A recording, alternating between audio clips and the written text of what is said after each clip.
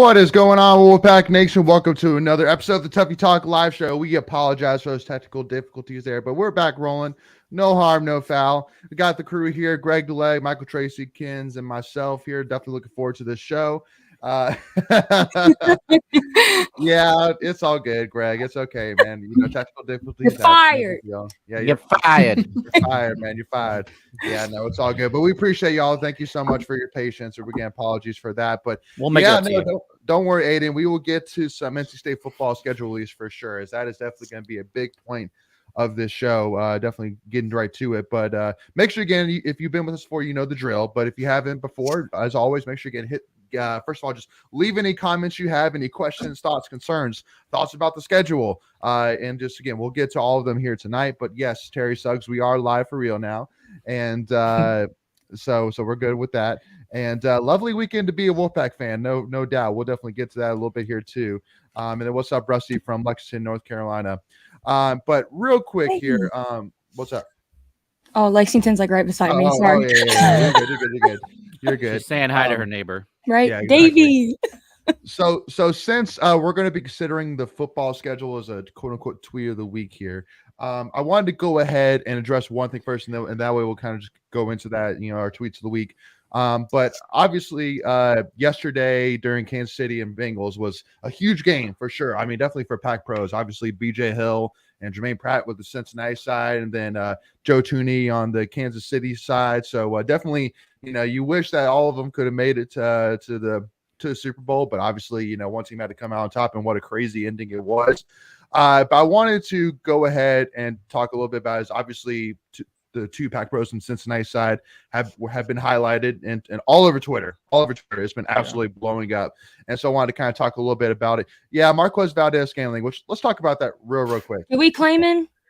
Well, so like I would claim him if he claims us, but I doubt he claims us. Yeah, like, I don't think he does. So we don't claim it. We're good. Well, we got a ton of other ones to cheer for. Well, we're good. And I wanted to be careful about saying that on Twitter because I didn't want it to make it sound like we don't want him. Like sure. Like, he but didn't I mean, want us. So well, but again, we just weren't really. Again, he was dropping balls left and right here at State, and then he goes to USF and he like shows up. So I mean, you know. I mean, I can't really blame him necessarily. And honestly, I mean, I never would have thought in a million years he would have ended up where he is today, watching him as football equipment manager, just being realistic.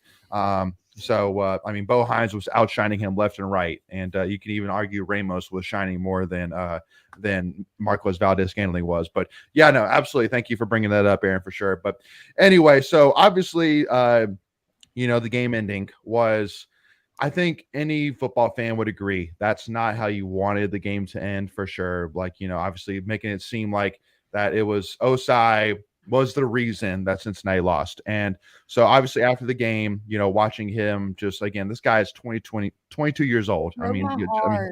He's still a young adult, and watching him on the sidelines was heartbreaking for sure.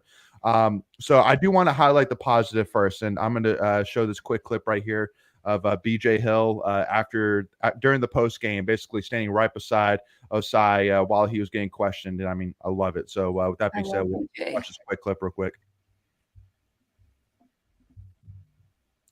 Oh, no sound?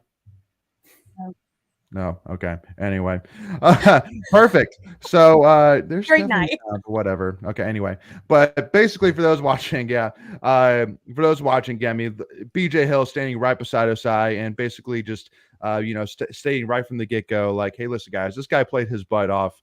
Just being there, like looking at his fingernails, like he's doing right now. Just like listening in, and then like later on, like it's a 2-minute clip. So I only did like a 30-45 seconds, which again, I could swear that there is audio, but you know, whatever. But basically at the end, like there was one guy that asked a question, like, you know, what was your feelings like, when you got the penalty, and like BJ Hill kind of gave like come on, like, man, really? Yeah. Come on, bro, don't ask that. And so he basically shut that question down, and I mean, it was awesome to see it, and of course now I'm scared to death that this other clip, which I have, doesn't have audio either. Which, you know, again, I'm sure everybody on here's seen the video. But I mean, I'm sure everybody's seen it, but yeah. But anyway, basically, Jermaine Pratt, after the game, heading into the tunnel, basically making a comment of, basically giving Osai. Now, keeping in mind, for those who haven't seen it, who are listening right now, Osai wasn't near them. More likely, he was still on the bench. But basically, Jermaine Pratt was saying, like, why would you go after the quarterback? Why would you touch the quarterback? Like, screaming at the top of his lungs. And I think that the biggest reason why I want to do this, why I want to bring those things up, was two things. Because first of all, one thing which I'll say, being a former football equipment manager, is I've seen guys, I'm sure I've seen guys literally throwing their helmets against the wall for mistakes they made, just busting out in tears. Like, as much as we State fans take it hard, players take it 10 times harder. Guaranteed, 100%. every single time. It's not even close. And so the biggest thing which I want to say to that is keeping in mind that everything that is said on Twitter, you may think that if you have 10 followers that there's no way players see it. Well, I mean, they might see it. And so just keeping in mind that we always have to support these guys no matter what. And at the end of the day, death threats on kickers, like, is completely out of line, completely out of left field. I mean, anything, because again, these guys are 18 to 22-year-old kids, and that Osai, he's 22 years old. He is young, and he made a mistake. And he balled out the rest of the game. And he balled out the whole game. But that's the one mistake. But Jermaine Pratt is an awesome human being. Like, he really is. Like, respectable. So you can't just judge a 10-second clip and think that that's just how the personality he is. Him and BJ Hill are top tier men and players and just like role models to people. So that's well. And again, like, for me, once I saw, because like my original tweet was, I know Pratt, this is not him. As long as he, I have full faith that he's going to make things right and he's going to apologize and everything's going to be good. And that's exactly what he did. He apologized. So once I saw that, I said, then they don't get that. They don't get that on camera, because that wouldn't get you in. Right. So. Yeah, no, he actually did address it in the post game, press or whatever.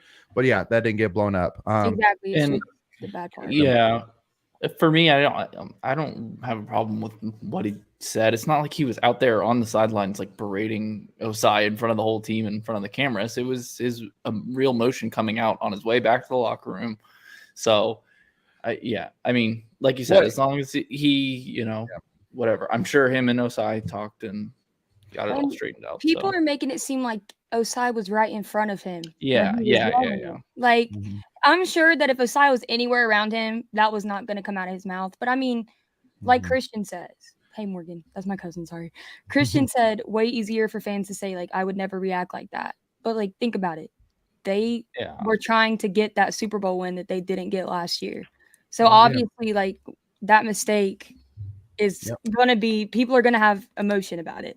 Jermaine's just the one that unfortunately let it out at the wrong time. Well, and the one thing which I want to add, and Greg, I want to kind of get your input on this too, but the thing which I said is that, like, obviously, Jermaine Pratt's a 4th year NFLer. Like, he knows, especially in a championship game, there are cameras everywhere, so to me, I would say if that happened in the locker room, like immediately when he walked in, then, so be it. But just you got to keep in mind, again, I understand it's a heat of the moment thing, but just, there are cameras there. So, obviously it's hard to do, but just keep it in. But again, that's why I said it's the heat of the moment. He's still young, it's an honest mistake. It's a heat of the moment thing. Like, that's not him, and he made it right. Not even an hour later. Yeah. So that's exactly my point. It's just like, at the end of the day, we got to keep the retrospect, guys. These are still young adults here, like, they're making a lot of money, but they're still young. They're still learning, and again, they played a 17-week season. They pulled off an amazing upset against the Bills. They worked their butts off all offseason. They didn't win the Super Bowl last year. They were trying to get back.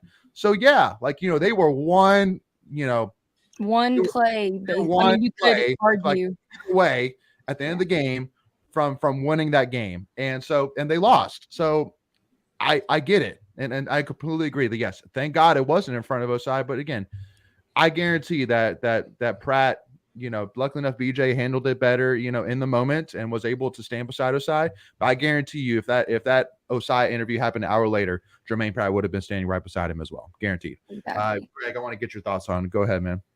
Yeah, you guys said all the key points there. The one thing is, it's not preseason game number 1. It's the AFC Championship game. So everything is multiplied, magnified by a billion. It's just, you work your whole life to try to get to a Super Bowl, win a Super Bowl, and you're that close, and it just 2 years in a row.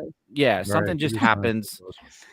Look, we're all human. We all fall short. And it'd been one thing, like you said, like if Pratt had just ignored the kid and just, said, you know what, dude, that's on you. You're a bonehead, blah, blah, blah, blah, blah. Like, at the end of the day, that's your brother. The analogy, they go to war, and it's not real war. We know that. But, blood, sweat, and tears, man, for the whole year. You're literally there with these guys the whole year through off training camp and off-season workouts and preseason, and you go through the grind of the season, like you said.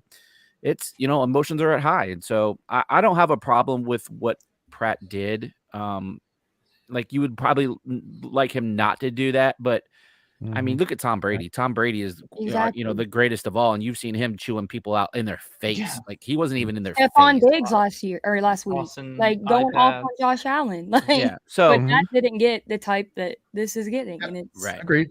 Yeah. So anyway, that's all I got. I mean, we got better things to talk about. So we love you, Jermaine. Yeah. No doubt. Jermaine's the man. And again, because the one thing which I want to end on with Osai too is that, I mean, when he explained that he was basically trying to, first of all, he's trying to catch the guy, but also too, he was trying to see if he could knock Patrick from gaining forward momentum when he went out of bounds, so that way the clock kept on running. It's not like he like spiked his helmet or did something like unsportsmanlike. He was trying to make a football play, and it was close. Like, it was. I mean, yeah, he was clearly out, but like he was clearly out, but it was close. He got hurt on the during the play, so you could tell that wasn't like an egregious play. No, he wasn't trying to be dirty. He wasn't trying to knock Mahomes out. I mean, they know they know the situation. He was trying to play football. So and he just goes back to basketball. Let's talk something. Natty Champs, baby. So just wanted to bring that up because that can 100% apply to NC State athletes today and all athletes in general. Just some reminder. But with that being said, we'll jump on over to some tweets of the week and get into some football and basketball, baby.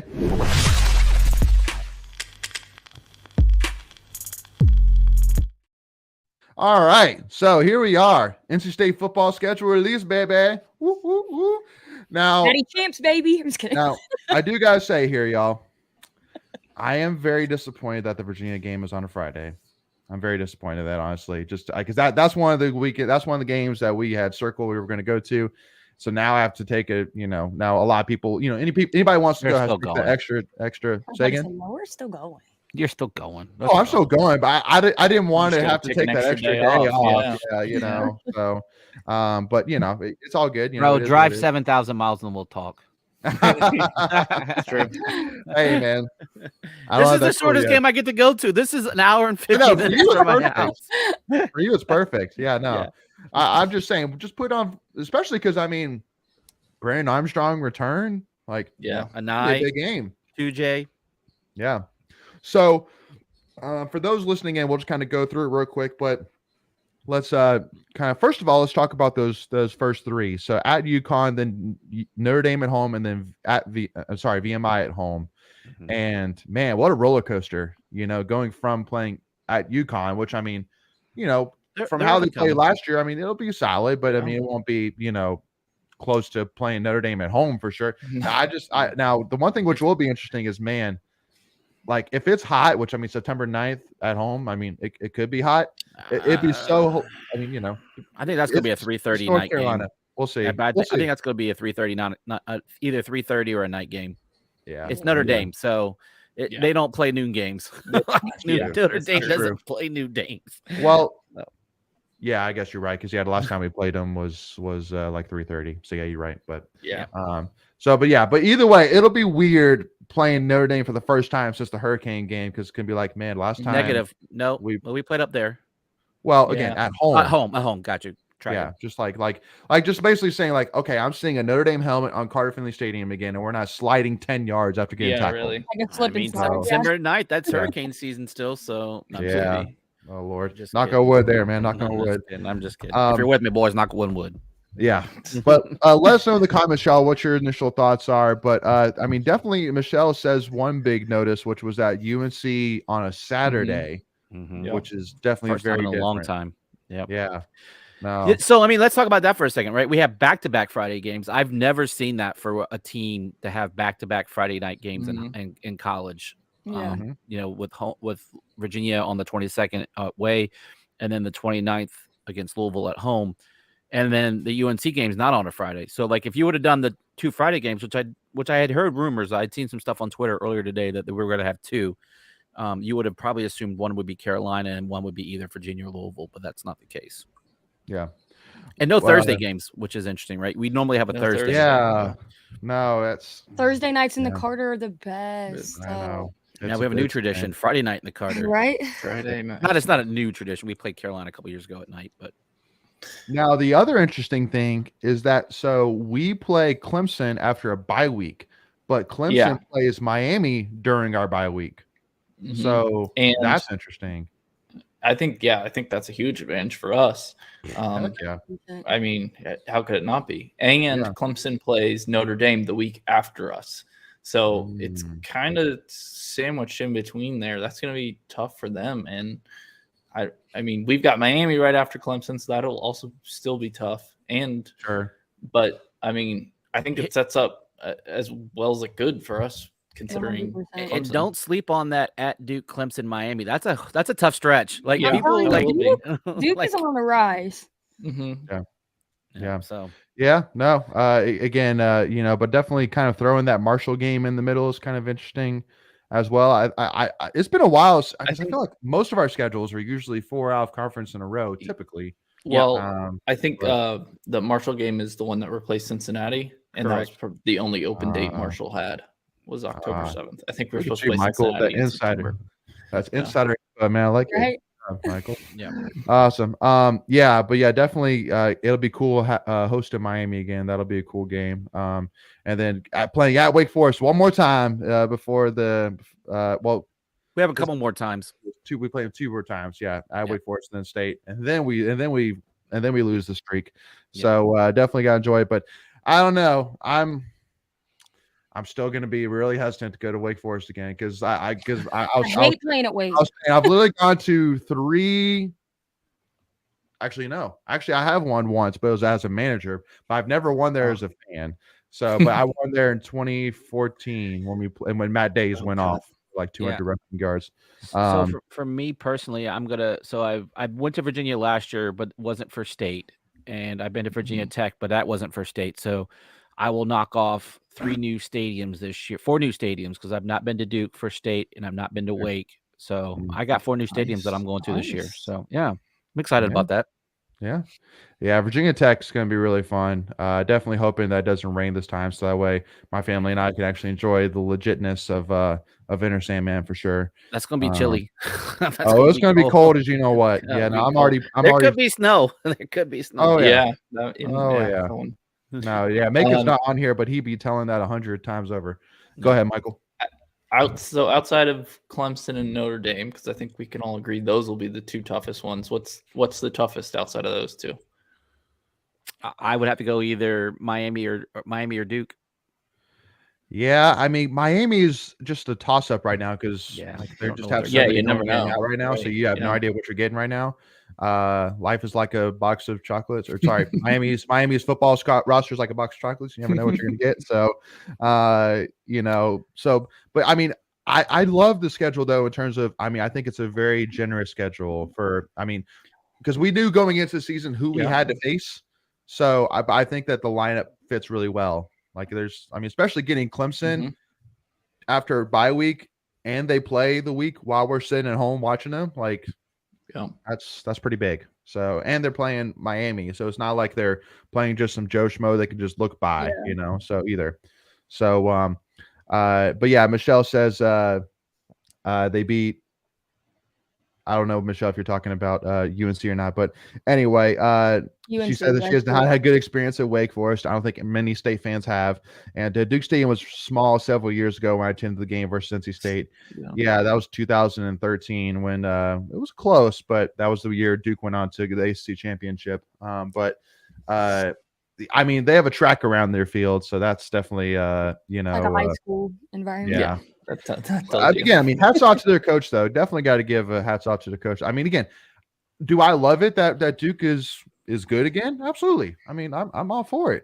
Brings a little bit of excitement. Actually makes you want to go to Duke for once. I've just never wanted to go. Real quick about Duke, looking at their schedule, we will actually have had 2 common opponents against them by the time we play them. They have Connecticut on the 23rd and Notre Dame on the 30th. So wow. Okay. So we'll have an idea of what they are because we'll have some comparisons. So just throw that out there. So now, okay. Actually, Nick asked a great question. Actually, so let me go back to that. Yeah. Let's look at it here. So do we think that there's any chance College Game Day comes to Raleigh this year? So I don't think we're gonna be that good. Chill, Natty champ, baby. Again, Jesus, there's a lot of potential to be good. But there's question marks for sure. There's good, and then there's College Game Day good. Yeah. So like if you had to pick a game, I think it'd be either that Clemson or Miami game at home, depending on. Those are the two. Yeah, that's the two that you're looking at. Because Notre Dame, just we won't be or that early in the season. Well, we still won't probably be ranked by then. If we had the build up like we did last year. Like Notre Dame, 10-13, and then Notre Dame, that could have had a chance, but we won't be ranked high enough to get that this year. So, at that point, it's going to be either Clemson or Miami if you're going to get a chance at College Game Day. But I mean, looking at the schedule, maybe UNC.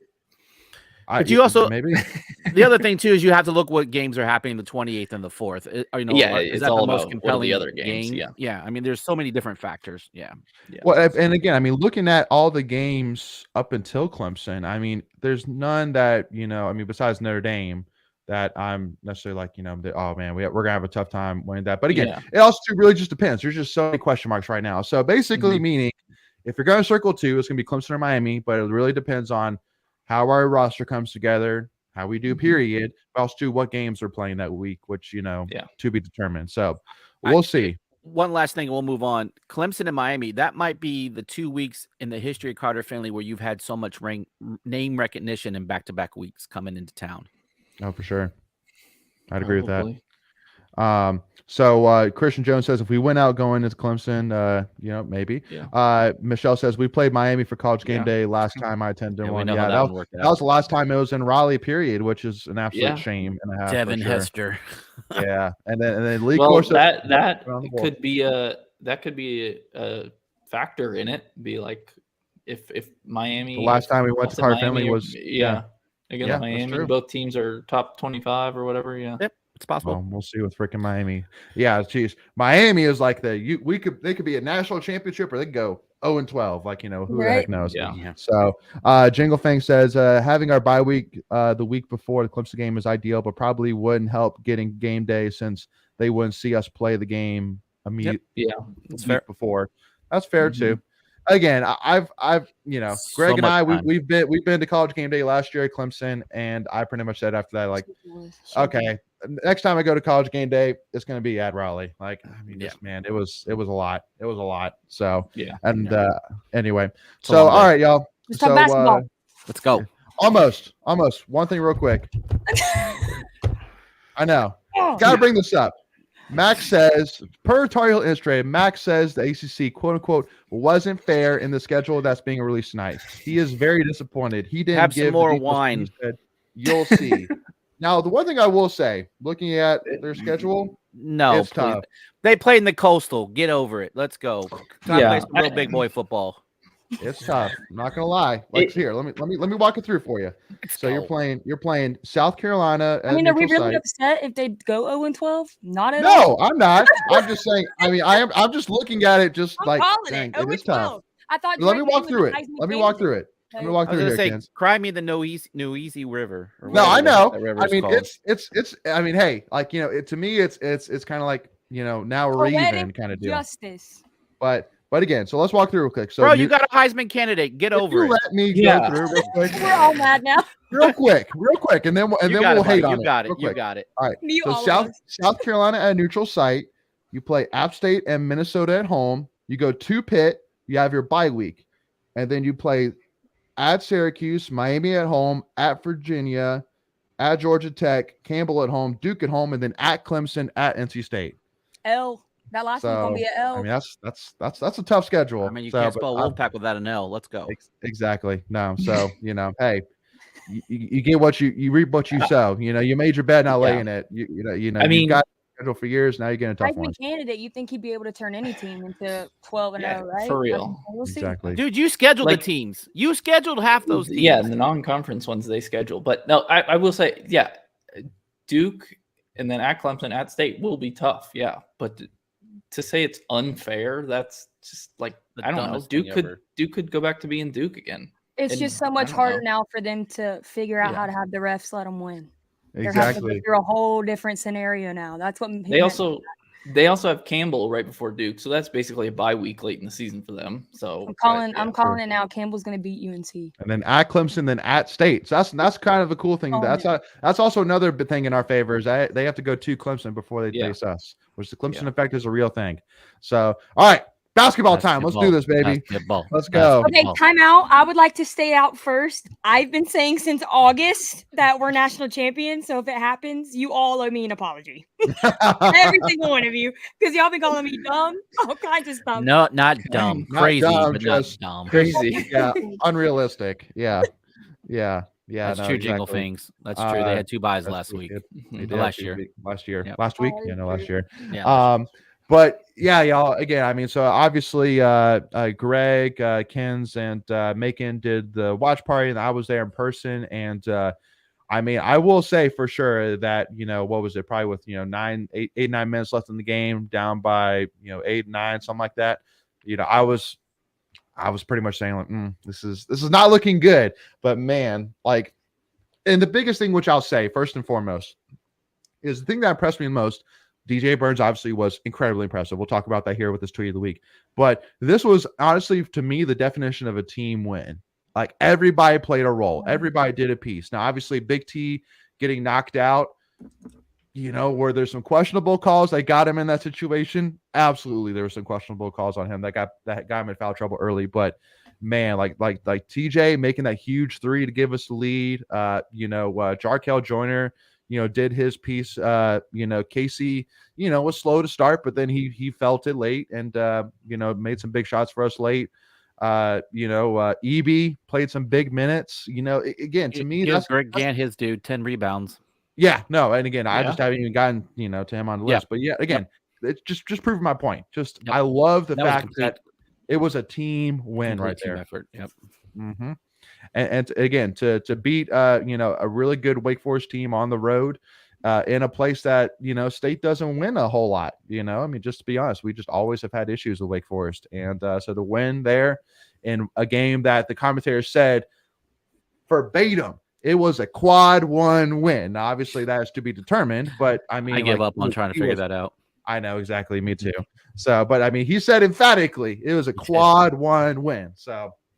But again, let's talk a little DJ Burns. So this tweet right here from Matt Coe said this seemed very important to share about DJ Burns, and it's basically a list of NC State basketball players since 2010 that have scored 30 points, have had 25 field goal attempts, and shot 50% from the field in a game. And it was TJ Warren twice, 2014, and then DJ Burns. That's it. Those are the only guys in 13 years of NC State basketball. I would definitely be curious. This actually kind of, well, not completely, but when was the last time a center in Keats's offense put up 25 shots? I don't think it's ever happened. And again, we'll kind of get into that, but a little bit here. But I 100% agree. I mean, this is definitely a game changer for Keats. Did it once? Maybe, but not as a center. Or Amir is the other person I maybe think of. Maybe, but like that's a reach. So, yeah, and then Aaron even points out how Ernest, didn't play a ton, but I mean, he played solid minutes when he did. Just matchup things weren't working. So anyway, but yeah, and so I guess we can kind of get into that. So the one question which I kind of put out to Macon. So since in like the 2000s, so again, we won't go like all the time necessarily, but like in the 2000s, in the modern era, where would you put DJ Burns on the big man list so far? I know it's kind of tough to say again. We still got basketball left, but who are some of the big, the best bigs that you could think of that we've had? Since 2000. Yeah, since the I don't know. That's he's up there. I mean, he's up there. That's what I'm saying. It's do you maybe consider a Boo maybe in that? But I mean, maybe kind of. I don't really consider BJ Ania just because No. BJ Ania was great defensively, but he just didn't really do much on the offensive side. But I just don't think in the recent era we have seen at NC State a dominant center like this in DJ Burns. I mean, this guy. We've been so guard oriented for so long. Exactly. It's JJ Hickson and Tracy Smith are pretty good. Yeah. But just a guy like DJ Burns that can not only shoot the ball, but he can pass like there's no tomorrow. Holy crap. There's definitely never been a passer like him. Definitely not a passer like him. Yeah. And I just want to Colby say says one, but go ahead.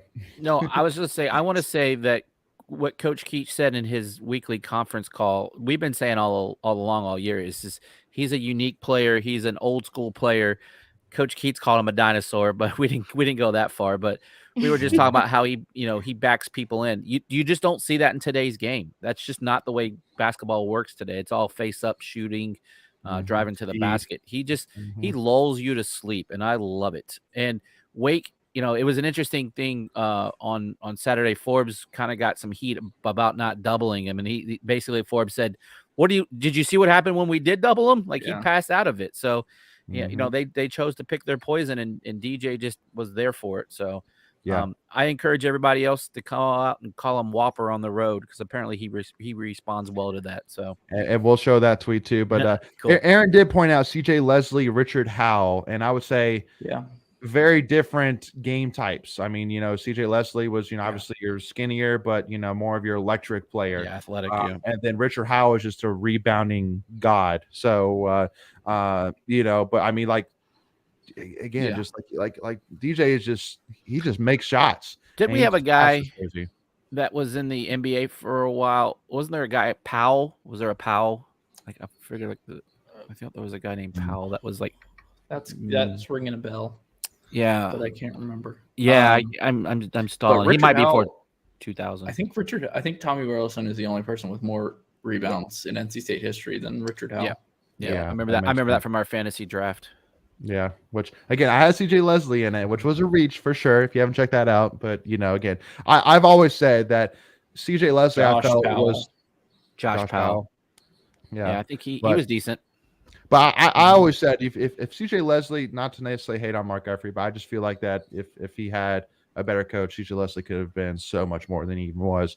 But anyway, but Aaron says still doesn't compare to DJ Funderburg. And here's the other thing too. I would say he's become such a fan favorite, and so you have not only how good he is, but then he's just a fan favorite too, right? Sometimes I don't always, on a team where you have Baby T. And he was going to be the face of the team, and I still think he is.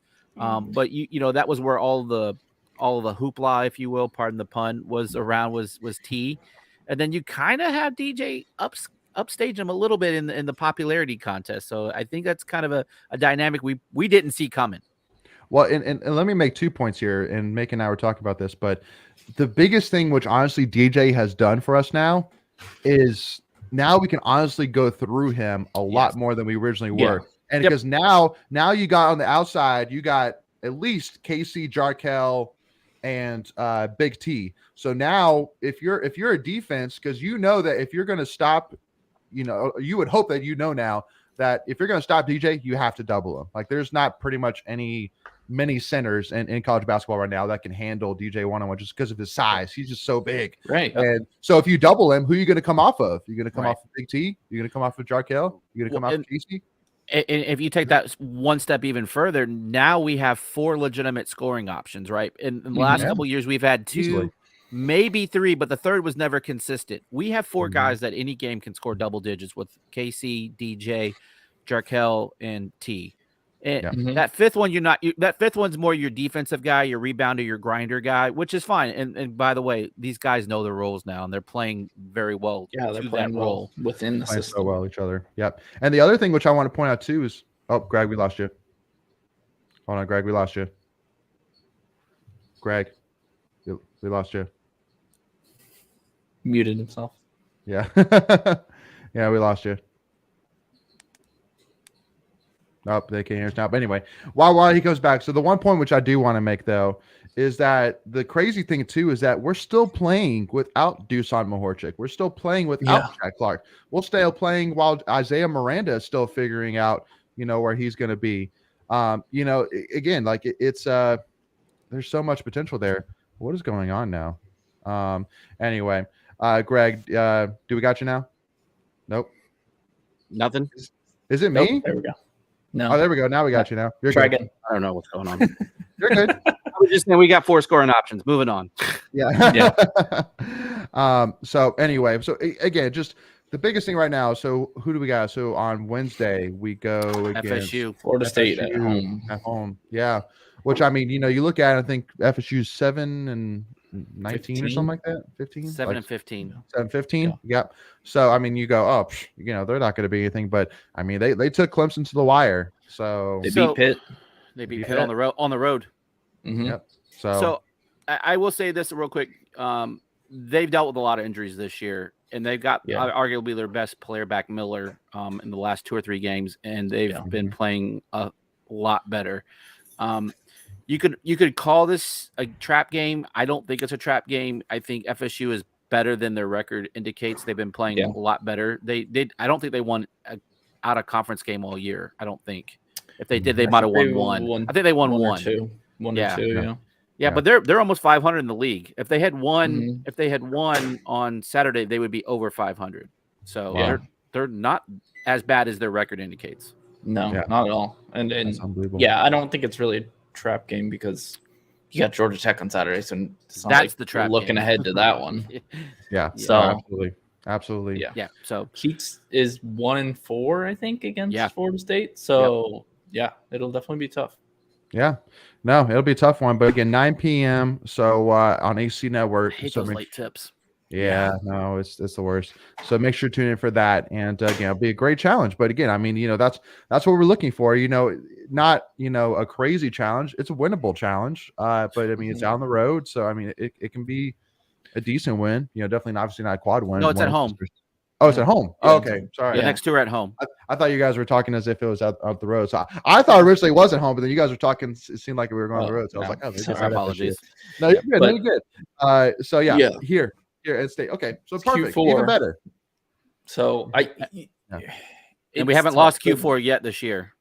I mean, obviously, loss in either of them would be bad, but you just can't lose both. If you have one Q4 loss, you can get over that. But if you lose 2, that's tough.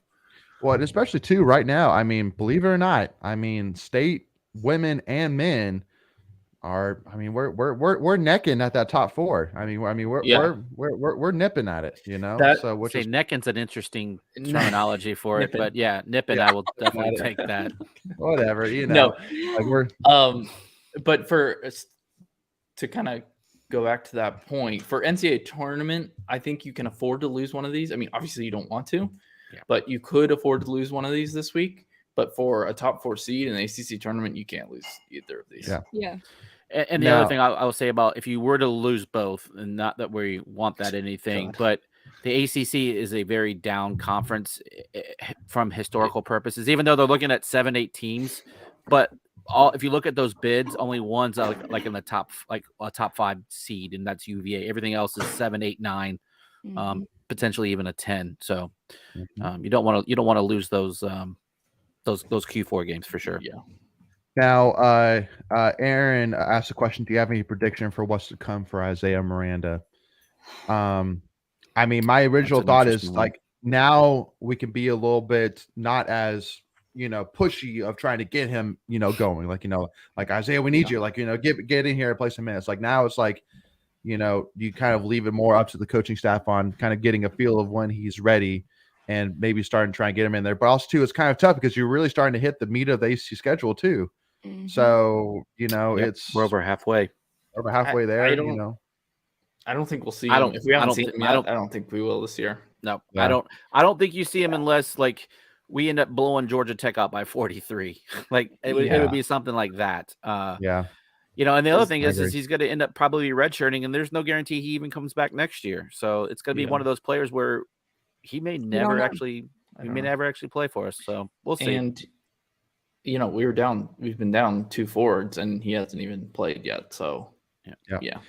And real quick, since Aiden brought it up, but talking about Mahorchik and Jack Clark. So I mean, Keith said any day. Yeah, he said it could be. It could be any day. It's just pain in the butt injuries that they have, honestly. Yeah, exactly. So I mean, it's again, when Mahorchik went out, it was indefinitely, which means he could be back a month. He could be back next season, or never. And we don't have to rush him back though, which is not surprising. No, you don't have to, nice but part. I mean, we want him especially for like a UNC game. We would definitely like to have you him. probably want to have him play 2 or 3 games before the tournament.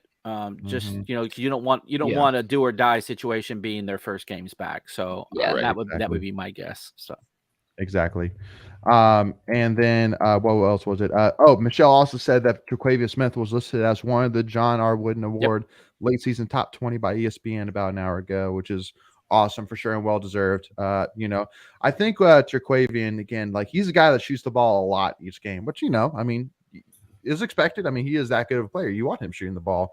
There's I mean, you're gonna have a couple of shots a game where head scratchers. Come on, T, don't do that, man. It's you're okay with it. Traquavian's that good. Yeah, you live with it. Exactly. It's not like last year because there were games last year he would shoot the same amount of shots and not make them and just do nothing else. This year, he's still, distributing the ball. He's getting steals. I think he's 8th in the ACC in assists right now. So he's still contributing in other ways, even when he has an off shooting night, which is relative because he scored in double digits every single game. So yeah, I mean, he only scored 1 field goal he only got 1 field goal against Notre Dame, and he still put up, I think, 13 or 15 points. So yeah, he's still getting his shots. Yeah, absolutely. But looking at the schedule real quick, I pulled it up real quick. So the last 4 games of the season are UNC at home, Wake Forest at home, Clemson at home, and then at Duke. Yeah. So again, and that's what I'd like to me. I would really want Tucson. Yeah, I mean, if we can get him back for that stretch, that would be amazing because that's when we're really going to need him, honestly. Just and not necessarily because if we don't have, we're going to lose or something, but just that's going to be those are going to be tough games where you're going to, if you can have another option, you would like to have another option. And I'm glad that Clemson is senior day because that just brings another. The one thing I would say is you probably want as many guys as you can get available against that Carolina game, given how many fouls we had the last game, and I think if I'm not mistaken, KC fouled out of that game. So you're going to want all hands on deck in case you get one of those kind of games. I will be getting kicked out if that is how the game is called. So just throwing that out there. All I know is if I get a report that Teddy Valentine's refereeing, I'm be like, nope. I might as well just go and get in jail myself. No, we're not doing that. Yep. So, but hey, if guys are healthy, they'll play. They're not going to rush any of these guys back if they're not ready to do so. So. Yep. Yeah. And then Aaron also brings up the AP poll rankings that came out today, where it had State had 39 voting points, UNC had 47, so just ahead of us, and then Duke had 24. So I think it was 2 spots behind us. Again, it's and of course all these people saying, "How is UNC not ranked?" And it's like whatever, bro. Whatever. Yeah, man. They went from number 1 preseason to not ranked. That's how they didn't get ranked. Exactly. They have 1 quad 1 win, which is against Ohio State, who has now lost 7 of the last 8, and they're barely above 500. Look at Michael, man. See, I knew Michael's always ready to talk smack. I need people in the chat to get some fire emojis. Facts ready to talk how bad they are. I need people in the chat to give fire emojis, man. Michael's coming with the stats today. I love it. So basically, Michael's saying Carolina's trash, and anybody that that because their 1 quad win shouldn't even be a quad 1 win. because Ohio State is so bad. But yeah, but I mean, how and the net people have been works. saying the same thing about Clemson. Is like, how is Clemson not ranked higher? And dude, they had some bad out of conference losses. Yeah, at the I beginning think of they the have season. 2 Q4 losses already. Yeah, so that's how. Because somebody was, and again, this isn't a Clemson or Virginia Tech show, but everyone was complaining that Virginia Tech was ranked higher in the net than Clemson, and they've Clemson's lost. beat them twice. Yeah, so it's like Mhm. no one understands it. Just if you win, it takes care of itself, and you'll be in the tournament. Right. Like that's the easiest way to get in the tournament. Don't worry about quad ones and quads twos. But it's like, Coach Keith says, like, hey, they tell their guys before every game, this is a quad 1, quad 2 opportunity, and you got to go play it as is. So, but it's a mess. Yeah. Well, and again, I mean, the ACC this year has just been the definition. I don't know if there's been a weirder year for the ACC than this one. It's been an odd year, but I mean, because think about it. I mean, we are, as of right now, we're tied for 5th right now. Tied for 5th in the ACC right now. Yeah. So honestly, if I'm Keats, I'm not even worrying about tournament right now. I'm like, get a top 4 seed in the ACC tournament right now. Yeah. I mean, you're right there in that conversation. But the funny thing is the ACC is very, very eerily similar setting up as it did last year. Like, on the talk, they still sent 2 teams to the Final Four. Like, not saying that that's going to happen this year, but it all works itself out in the end. So just, we still have 9 more, I think, conference games. Yep. Like, there's a lot of basketball left. I saw a tweet from somebody today. This is not my stat. This is somebody else's. So Airwolf on Twitter. No, since the double bye has been in the ACC tournament, which was 2014, 6 out of the 8 champions have been from the double bye, and 2 out of the 8 champions have had a single bye. So it's very beneficial to get that double bye. Yeah, no, for sure. Well, and believe it or not, like we were hoping preseason to be like in the middle, top 10. We're top 5 right now. That's unbelievable. I did say top 5. I've got that. I'm saving that receipt. The day Turquavian championship. That's true. You went a little bolder than me, but just a smidge. Maybe ACC championship. Aiden said, yes, I would say we do want Duke to beat the Tar Heels. Yeah. Oh, last week. Yeah. Aiden, Always want. It don't matter about the standing. Though, if you ask Leighton and Macon, they have their opinions on Duke. But I think if you had to pick the lesser of the 2 evils against each other, you would probably say Duke, right? Oh, no doubt, dude. Like for me, it's UNC, it's dog poo, and then it's everything else. Like there's only a few things in the history of mankind that I would cheer for UNC over. Like that, seriously. Like, there's not a single thing in mankind I would pull for UNC over. I mean, you'd be surprised, but anyway, So, but again, I mean, I know that also too, one thing which apparently makes a difference is if you go to a Duke game, which I haven't been to a Duke game at Cameron Indoor just because can't afford it, and at least up until this point, which I definitely noticed the tickets have obviously gone down a little bit since Coach K left, so hopefully be able to make that happen. But apparently when you go, Duke fans are relentless, which but I don't know, we'll see. Real quick. Go ahead, Michael. Well, if you got something quick, because mine's a little bit longer. Well, mine was a little long too. So you go first, and then I'll take mine. I don't know if I've told it before, but when I went to Cameron Indoor in 2017, I think it was, when we had Dennis Smith. Dennis Smith? Yeah, I thought that was Dennis Smith. Yeah. My friend was one of the Cameron crazy, like whatever they call them. Cameron Crazies. Yeah. Well, like he was one of the leaders. Okay. Yeah. Oh, so he's like, I can get you guys in, but you have to wear blue, like, because they won't let you into the Cameron Crazy section wearing red. So me and my friend went and we wore blue and just cheered for State the whole time. And when we ended up winning that game, it was awesome. I love it. That is a good one. You were ranking Carolina, Pooh, and Duke. So Kelly P. Fitzgerald, which is a friend of the program, he tweets a lot with Tuffy Talk. He met a former runner from State, and she was an Olympian, and she won the Boston Marathon, won a bunch of marathons, and he got her autograph. And he said he specifically wore a State shirt, and when she saw it, she personalized my autograph by signing, "It's better to have poo," we'll use that word, on your running shoes than a Tar tar on your heel. So that's how, I love she that. signed the autograph. So That's a great quote. I like that. So I got to share that. That's pretty good. So. But again, y'all just cannot say enough, about Keats, about this assistant coaching staff, about all the players that, we're sitting here 17-5, 6-1 in January alone.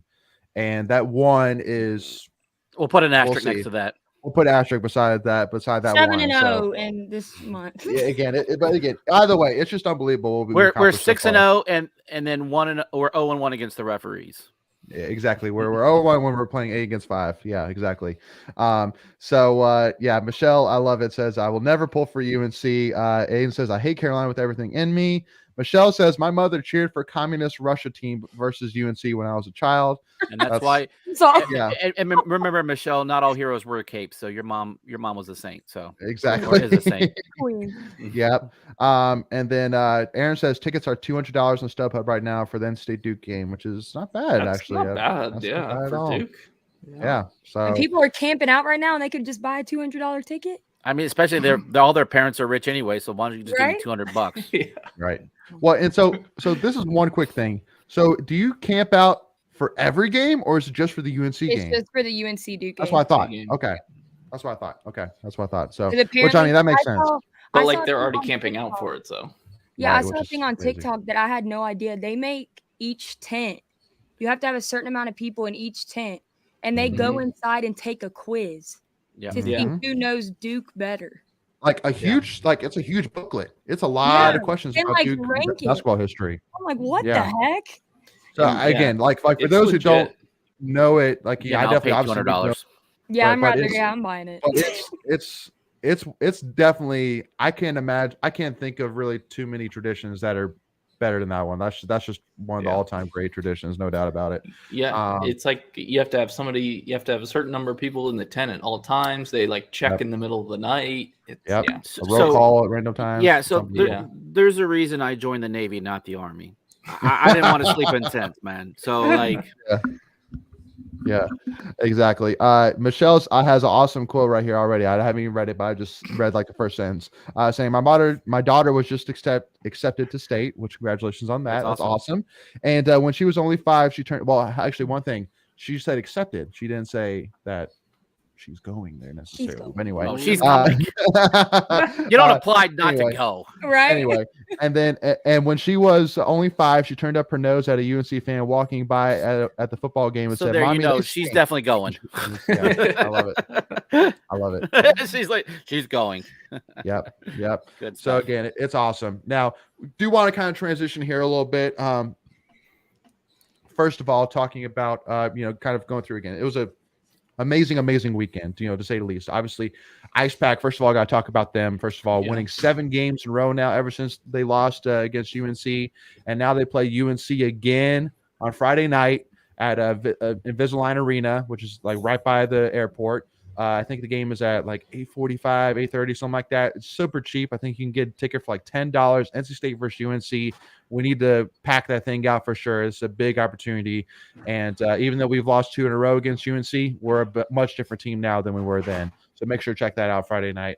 Also, too, want to give a shout out to wrestling, who, golly, they absolutely they just bent Duke over and just whooped them like there's no tomorrow. Donkey stomped. Donkey stomped them. Donkey stomped them, Brad. Exactly. They donkey stomped them 48-3, which if you know a little bit about wrestling, that's bad. For a conference matchup. But anyway, so I got to give a shout out to that. It would have been a running clock. No, exactly. And that would have been 90-0 heading into the fourth quarter, basically. Yeah, really. Yeah. So I think they go against Virginia. It's at Virginia at UVA. Weekend. At UVA on Friday. So make sure to tune in for that Friday night. And then jumping over to what were we talking about? Well, we'll talk about Caitlin here to finish it off, but let's talk a little bit of women's basketball. Obviously Greg and I did the watch party yesterday, and another all-around team win. Everybody's talking about. Here's my thing: Diamond played great for sure. But to me, there was a lot of talk about Diamond. Honestly, I'm sitting here going, Mimi Collins really turned up yesterday. she turned up yesterday. Like she was an unsung hero for sure in my books. She had some attitude going too. Yeah, she she was did. fired up. I love it. It's good environment last night, so- yesterday there. All the red glow sticks and I want them to do lot of that noise. for PNC for the Carolina game because I heard That would that's be great. sold out now. Yeah, Yeah, no, we But could It's, go all out it for that is game. supposed to be a red out, right? The UNC game. Mhm. Which Men's. I'll too Makes real sense. quickly. Got to go through that. So what is it? So the outdoor Hurricanes game is on that Saturday, Yep. and then UNC Hold on, versus back- State. Go ahead. back Yeah, what's up. on Friday back up. or what's? So Baseball. Thursday you have women's basketball against Carolina at Ooh, Reynolds. At the small Wow. gym. Yep. And That's small then gym. Friday you have Pac-9 opening day. Ooh. Ooh, It's gonna be a And good then- week. And then Saturday you have the outdoor game. is Plus- wrestling going against somebody? Yeah, Friday night they're playing. They're wrestling at Chapel Hill that Friday night. my Oh God. man, And then if you like your little music, you got a little Hootie and the Blowfish going on at Friday night at PNC. All right. Nah. Hey, I'm old, bro. That's my music, man. dude, I grew up on wrestling at Hootie. UNC. I know. Man, I'm going. that's So I'm going to gonna be- Hootie Friday, and then Shooting in the blue. I will fight anyone right now. I like and then- Hootie. Yeah, thank you. Michael, know. I like Judy. So Saturday we have baseball again, opening weekend, and then the Hurricane game Saturday night. Sunday we have both baseball and state basketball, and then on Mhm. Tuesday you have men's hockey at the Frozen Finley. Tuesday or is it Monday? Tuesday. Is We're it? gonna have Okay. I thought it was cool. Tuesday. I could be Anyway. a wrong. good little stretch. Monday night. No, or it is Tuesday Monday. night? It is Monday. It is That's what I Monday. thought. It's Okay. holiday. It's a holiday. My apologies. Okay. So yeah. So then Monday night, yes, ice pack. Man, those jerseys, y'all, dude, I'm Yeah, got they're one. awesome. I got I'm one. obsessed with them. dude, those might be the coolest jerseys I've ever That's seen. what I'm wearing to the Canes game. The black Yeah. and red ice pack jersey. I Dude, love It's awesome. that. Like to me, I think it takes another level just because unlike the football jerseys, there's a sleeve to it. So it even Yeah. goes all the way down. Like there's a stripes near the wrist as well, which I'm like, dude, oh, they're so sick. Beautiful. It's a Yeah, beautiful no, I jersey. mean, like literally Coach Healy, the head coach for the Ice Pack, messaged me because I'm a huge hockey fan. And obviously, we've been supporting the Ice Pack a ton. And he messaged me going, "You ready for the coolest jerseys of all time?" I was like, Yeah. "All right, I'm ready to see them." We saw him That's bold. first. That's bold. That's a bold take there, Cotton. And man, did that strategy pay off? Golly, they're so Yes. sick. So before we go too far, Jingle Fangs is right. Let Her Cry. That is the official anthem of UNC. Let her cry. I love it. Let her cry. I love it. But so again, so obviously, so Monday night at Carter Finley Stadium at the outdoor game. So again, I mean, and I'm sure Aiden, that yes. probably won't be much at all if in order to go to it. And the game is Canes free. alumni game. Both Game is the free. both the alumni game and the state game are free. They are asking for donations at the door. So That's unbelievable. So again, I mean, Cool. what a bargain. Marching I mean, band will be there. Oh heck yeah! yeah, the marching band will be What? there. Yep. So That's I'll awesome. be there. Well, Tuffy Talk had a little something to do with that. I love the band. yeah, we did kind of step in. Well, because basically, so it was actually Coach Healy actually messaged us because we were giving the marching band a hard time because when State played UNC in the Ice Pack at PNC Arena, the marching band wasn't there, and basically, apparently, just the two never really got together. So we were like, for this game, they're going to be there, like because UNC's Yeah. marching band was there, but ours wasn't. So yeah, no, we're not letting that happen this time. Love So, but kind of wrapping up women's basketball one more time, Yeah, real quick. let's though. get back to that real quick. Yeah. Again, just was awesome to see. And also, got to give a shout out to Wolfpack Nation as well. Greg and I were talking about this, but literally the fact that that State was ranked 20th, UNC Notre Dame was ranked 7th, but yet we were favored by 1.5 points. Like that, if that doesn't tell you enough about the environment Reynolds Coliseum and Wolfpack Nation makes it, I don't know what does. Like, what other stadium you are the number 20th team playing against a team 13 spots higher than you, and you're favored. That's unbelievable, in my opinion. Yep. So, but yeah, I mean, I think the way that the team has just stepped up on the defensive end, the intensity, we held arguably the I don't know. I mean, she's definitely going to be an ACC Player of the Year candidate. We held her below all her averages, and so you can't say enough about what the team did. They shut that down. Got a little dicey there the last 4 or 5 minutes, but look, they found a way to win, and that's 3 in a row after losing 3 of 4. So I think we're starting to find our footing, and I'm excited about what we got. We have Georgia Tech, I believe, on Thursday. I want to say Thursday at 8 or I think it's Thursday at 8. So we should be able to win that game. Yeah. So they only have 8 games left, so they have one less than the men's. Right. Exactly. So, and again, I mean, it's crazy. I mean, I think women are 6th or 7th in the ACC right now. So I mean, they're right there competing for a top 4 as well. So I mean, again, it's crazy to talk about. You literally have men's and women's right now competing for a top 4 seed in the ACC tournament. That's unbelievable. And then they jumped up 5 in the AP poll this week, jumping from 20 to 15. 15. Yeah, which is awesome. Yeah, that's so awesome. lots. Pinch me, I'm dreaming. Pinch me. It's amazing. I know. Yeah. We need to get in that top 4 bracket for bracketology. Top 4 do host, so we definitely want to host the first and second rounds before we have to go on to one of the regional sites. So, got to keep winning. Yep. And they got to end it up with Carson saying UNC is not a rival. GTHC stands for Go to Hell Clemson. Okay. I mean, I get it. I'm not crazy about Clemson either, but no, UNC is GTHC, man. That's a ABC. GTHC will always be UNC first and foremost. But I hear you though, Carson. That's not a problem at all, man. And then Cam Grassboy says, the women play good. Yeah, they play good.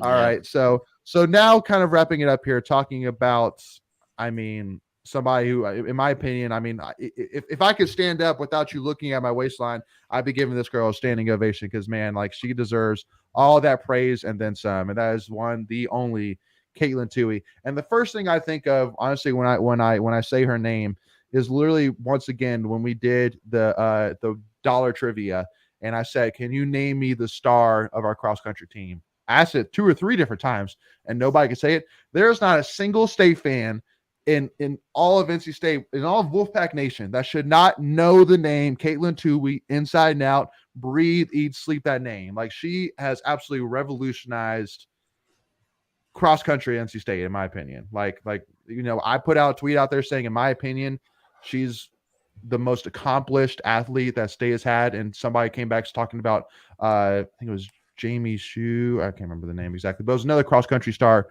from like the 60s. And I'm just still sitting here going, Caitlin Tuohy literally has the NCAA mile record. Like, that's crazy. That's huge. On top of everything else she's done in terms of being an indoor track champion, bringing 2 of NC State's 4 ever team national championships to NC State in varsity sports. I mean, and then sitting here, there's only 1 female in college history with all-time top 10 indoor marks in both the mile and the 5,000 meter on record legal tracks. Caitlin Tuohy, the Wolfpack star, is now the current record holder in the mile at 4 minutes and 24 seconds, which is unbelievable. I mean, I can't even drive that in Northern Virginia traffic. Like, it's absolutely. And again, the crazy thing is that she has at least 1 more year. She might have 2 more years. She's only a sophomore. She has 2 more. Only a sophomore. 2 more years. That's, again, it's insanity. She's going to probably be the most accomplished athlete that's ever, you know, participated in the sport at NC State. Like, I mean, you can make the argument now. She's still got 2 more years. Yeah, I'm saying it, but I mean, but definitely, there's no doubt by the time she leaves here, she will be, and it's not even close, in my opinion. Like, I mean, we could win 2 more national championships. I mean, just with having her. Yeah, I mean, that's crazy to think about. You could literally have 4 national championships when we've only had 2 before she even walked on campus. That's crazy. That's insane to think about. So, who was it? Hey, we talked some football here at the beginning, but definitely, again, we'll we could see if we could talk a little bit about Brandon Armstrong to wrap this thing up here. But it does say one of the best athletes, if not the best, to ever come through NC State. Absolutely. Michelle says she is fast becoming a legend. Yes, I would say 4 minutes and 24 seconds fast. Very fast. Fast becoming legend. Yeah. And then Jingle Fangs does point out, not surprisingly, NC athletes set a new NCAA record, and the ACC Network had no mention of it on their Facebook page or anything, just shameful coverage. Yeah, no, I mean, it's you say like you're surprised. Yeah, I know. What's new with the ACC Network? Again, it's the All Carolina Network. That's what, you know. There you go. Or All Duke or All Clemson. So again, it just goes back to, once again, y'all, support every sport. Like I'm telling you, 2023 might be the best NC State athletics year we've ever had, just in terms of what happens in 2023. Look at what men's and women's basketball is doing right now. Cross country could do it once again. Football, it might be a good year. We'll see. And then softball again. Baseball is looking really good. Again, there's every single sport right now is doing amazing things. Support them all, folks. It doesn't take much. It doesn't cost much of anything. Support them. Again, like swimming and diving, literally both teams are number 4 in the country. Women's tennis is number 3. Men's tennis is top 20. Gymnastics right now is 23, but they were 20 last week. Like, there has never been a better time, guys, than to be an NC State fan. So get on board and you will love it. Go ahead, Greg. And here's the thing. Other than the revenue sports, most of these events are like $10 or less, and in some cases free. So, if you want to get out of the house and go see some good entertainment for, good value on your dollar, all of those sports that we just mentioned, baseball, softball, wrestling, gymnastics, tennis, swimming and diving. I believe swimming and diving is free. Like, just go out and support these teams, man. Like, they deserve it. Yeah. I think about it. You could literally go just men's and women's tennis and men's and swimming and diving alone.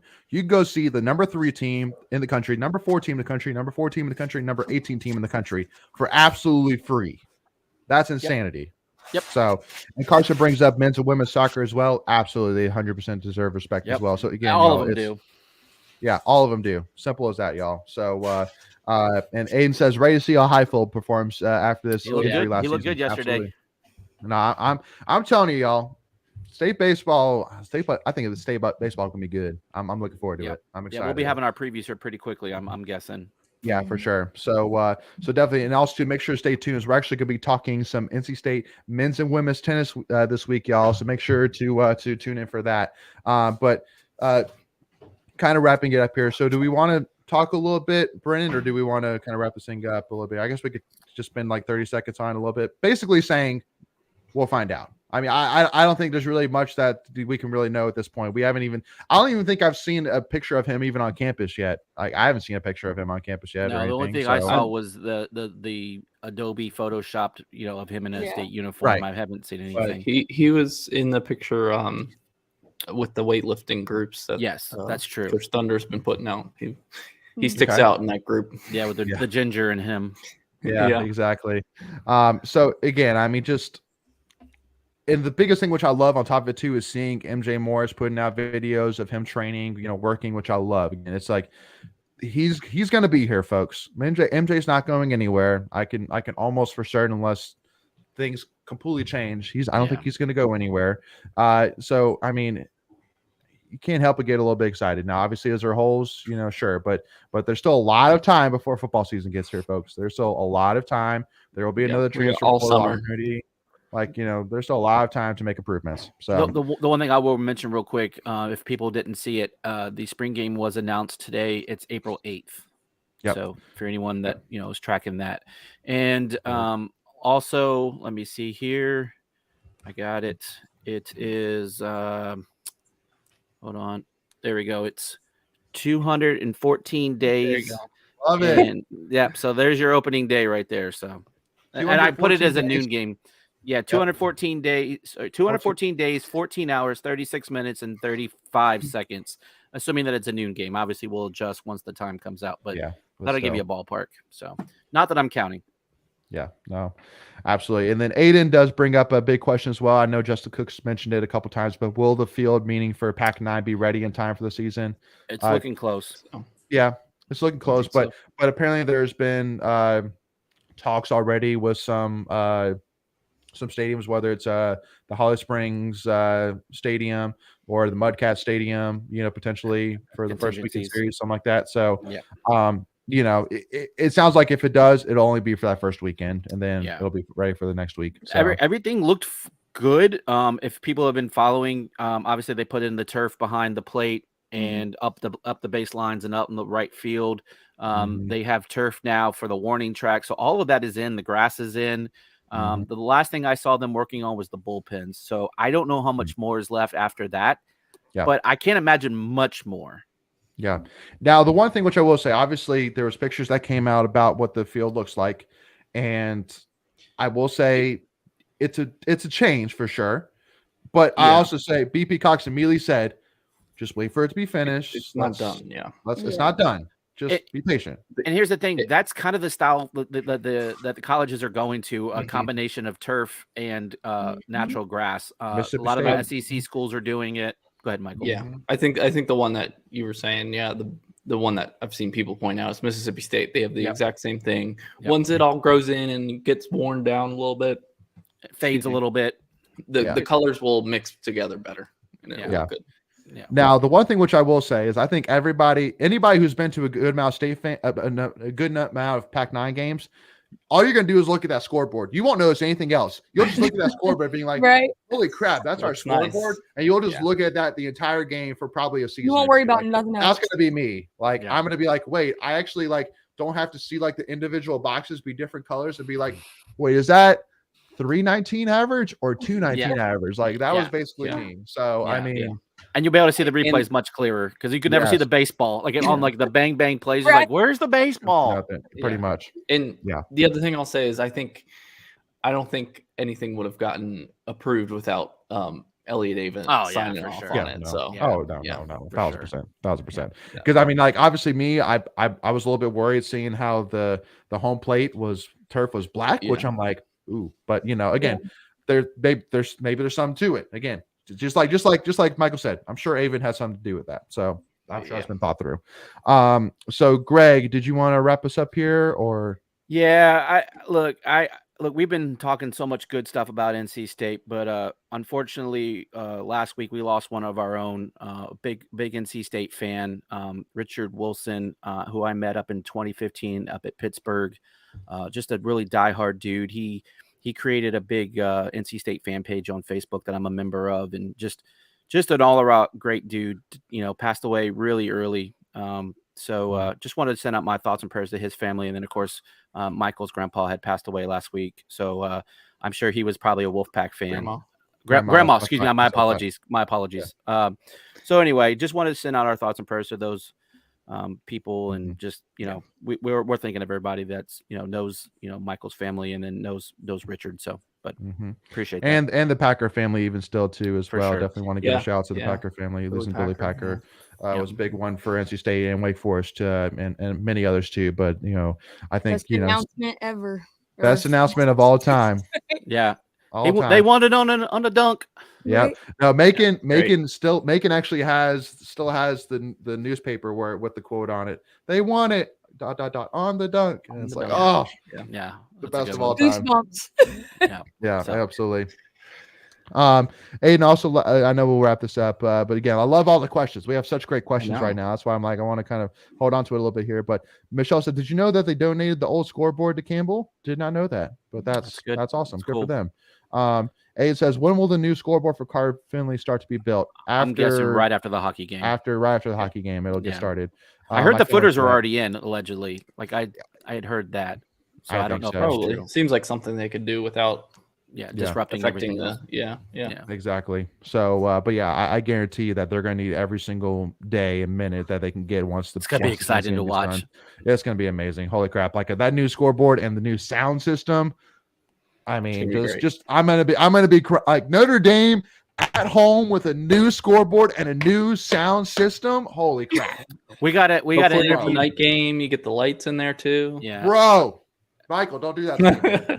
Don't do that to me. I'm losing my crap already. I'm gonna give 17 days out. I'm gonna give a quick shameless plug and teaser. We got an interview coming up this week, or maybe next week. I'm not sure when that one's coming out. Yeah, but we were talking with a future player, and he seemed excited about it. So yeah.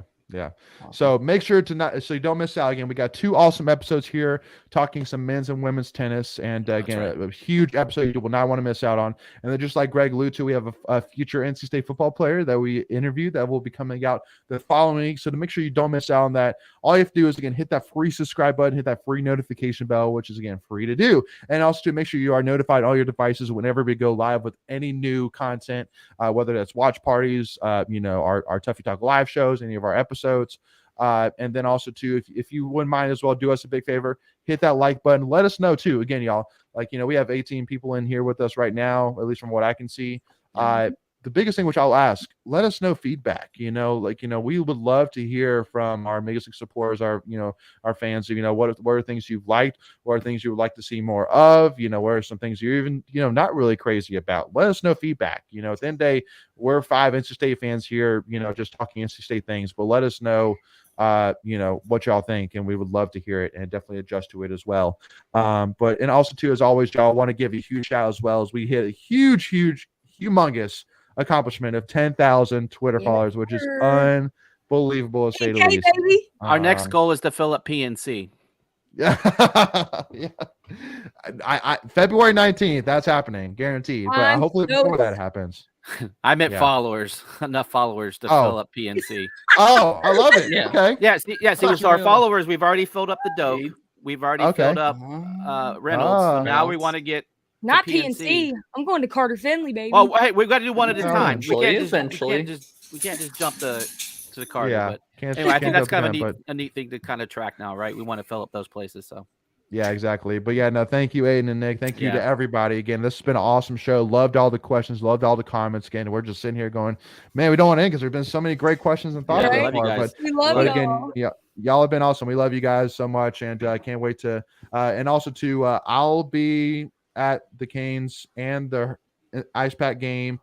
Greg, you'll be there for. I'm both, gonna be at a lot of Canes things. game? I'm going to be at Georgia Tech this weekend. I'm going to be at the women's game, play for K next Monday night. Yep. I'll be at a lot of stuff. So we'll be there covering everything. And the Canes, Michael, when are we going to have you? When are we going to have you at some state? I'll be at the Canes game and the men's basketball game on Sunday. You best believe the 19th. I'm going to be at the Carolina State game. Yeah, for sure. You should know that. Yeah, no, exactly. Awesome. Well, thank you so much again, y'all. Really do appreciate the support. Y'all are the best. And again, thank you so much again. And we'll talk to y'all soon. And as always, go Pack, y'all. Thank y'all again.